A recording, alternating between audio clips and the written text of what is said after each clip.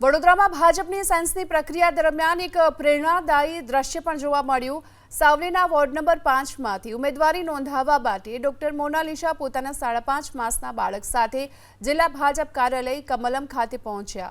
એક તરફ રાજકીય દાવેદારી અને બીજી તરફ માતૃત્વની જવાબદારી નિભાવતા આ શિક્ષિત મહિલા ઉમેદવાર ભાજપ કાર્યાલયમાં જ બાળક માટે ઘોડિયું સાથે લાવ્યા। કાર્યાલયમાં જ ઘોડિયામાં બાળકને સુવડાવી તેની દેખરેખ રાખવાની સાથે તેમણે નિરીક્ષકો સમક્ષ પોતાની સેન્સ આપી હતી। આ દરમિયાન તેમણે સાવલીના ધારાસભ્ય કેતન ઇનામદારની કાર્યશૈલીની પણ પ્રશંસા કરી। માતૃત્વ અને પોતાની રાજકીય કારકિર્દી વચ્ચે સંતુલન જાળવતા ડોક્ટર મોનાલિસા આકર્ષણનું કેન્દ્ર બન્યા।